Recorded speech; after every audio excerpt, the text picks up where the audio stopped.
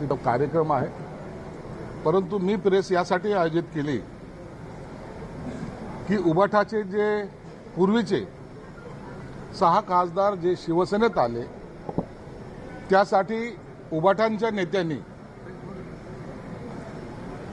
विदर्भ असेल मराठवाडा असेल दौरा आयोजित केलेला. हा दौरा कशासाठी आहे? हा दौरा फक्त टोमणे मारण्यासाठी. एकच वाक्य, एकच विचार, गद्दार आम्हाला सोडून गेले. हे कितीत विकले गेले, हे का गेले हे विचारलं नाही. जेव्हा गेले त्या टायमाला फोन करत होते, कुठं आहात तुम्ही, या ना वापस. आणि त्यांना अशा पद्धतीने हिणवण्याचं काम या अमरावतीमध्ये असेल बाकी ठिकाणी असेल हे करण्याचा सपाटा त्यांनी लावलेला आहे. हे उशिरा सुचलेलं शहाणपण ते आता तिथं व्यक्त करण्यासाठी जात आहेत. आणि आज आश्चर्याची गोष्ट, पहिल्यांदा ते म्हणतायत जमलेल्या माझ्या तमाम हिंदू बांधवांनो आणि भगिनींनो, लोकसभेला कुठे गेलं होतं तुमचं हिंदुत्व? हिरवे झेंडे घेऊन जेव्हा नाचत होते तुम्ही, मुसा तुमच्या मिरवणुकीमध्ये नाचत होता, त्या टायमाला नाही आठवलं तुम्हाला? मुळामध्ये पक्ष फुटायला जर कोणी जबाबदार असेल तो गद्दार उद्धव ठाकरे आणि त्यांचे सहकारी आहे. हे मी आज ठामपणे तुम्हाला सांगतोय. मी त्या गोष्टीचा साक्षीदार आहे. 2019ला जेव्हा निवडणुका झाल्या, आम्ही सर्वजण मातोश्रीवर होतो. आम्ही सर्वजण तिथं बोलत होतो, साहेब आपण युतीत मध्ये निवडून आलेलो आहोत, युतीमध्ये आपण सरकार बनवलं पाहिजे. देवेंद्र फडणवीसांचे ज्या विमानात काल गेले ना, ते त्यांना विचारा. त्या देवेंद्र फडणवीसांचे अनेक वेळा फोन येत होते, गिरीश महाजनचे येत होते, पहिला मुख्यमंत्री तुम्ही व्हा, परंतु युतीत उडू नका. परंतु नाही, पदाची लालसा, मला मुख्यमंत्री पद पाहिजे. आणि मी शिवसैनिकाला मुख्यमंत्री म्हणणारे स्वतः कधी टुनकून उडी मारून त्या खुर्चीवर बसले हे महाराष्ट्राने पाहिलेले. ज्या काँग्रेस आणि राष्ट्रवादी बरोबर भांडण्यामध्ये शिवसेना प्रमुखांनी आपलं पूर्ण हयात घालवली, त्यांच्याशी केलेली यांनी युती. मग गद्दार कोण?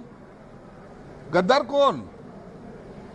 एकनाथ तुला जायचं तर एकनाथ शिंदे सांगायचे, साहेब त्यांचा निरोप आहे तर काय उत्तर देऊ? तर हे म्हणायचे एकनाथ तुला बोलायचं तर तू बोल, मी बोलणार नाही. पक्षाचा प्रमुख बोलणार नाही, मग एकनाथ शिंदे बोलतील? अखेरपर्यंत जोडण्याचा प्रयत्न एकनाथ शिंदे साहेबांनी केला. आणि यांनी अखेरपर्यंत तोडण्याचा प्रयत्न, कटकारस्थानं ज्याला म्हणतात, ते करायचा प्रयत्न केला. मुख्यमंत्री झाले, पोरगा पर्यटन मंत्री झाला, राजशिष्टार मंत्री झाला, काय दिवे लावले हे सगळं महाराष्ट्राने पाहिलेलं आहे. शेतकऱ्याचा मुलगा, सर्वसाधारण कुटुंबातला मुलगा, ज्याला रिक्षा चालक म्हणून हिणवलं जातं, तो मुख्यमंत्री झाला म्हणून पोटात दुखायला लागलं तुमच्या.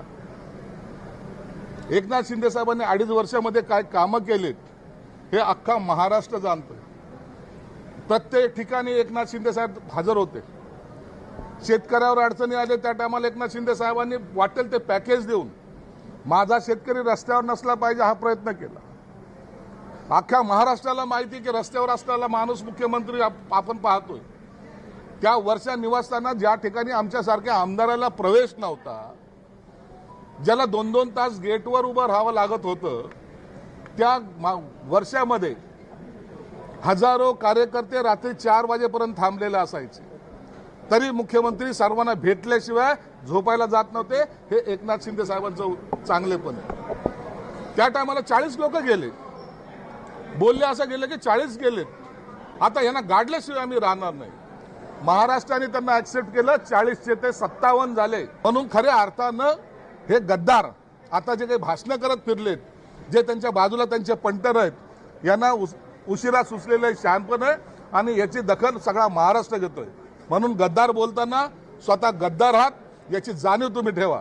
शिवसैनिकाला पायाशी तुडवणं हा तुमचा खाक्या आहे. नवीन पालवी फुटते, जुने सोडून द्या, काढा बाजूला सर्व जुने. ज्या नेत्यांनी शिवसेना वाढवण्यासाठी प्रयत्न केले त्यांच्यासाठी तुमचे जर असे वक्तव्य असतील तर मला वाटतं हा महाराष्ट्र तुम्हाला माफ करणार नाही.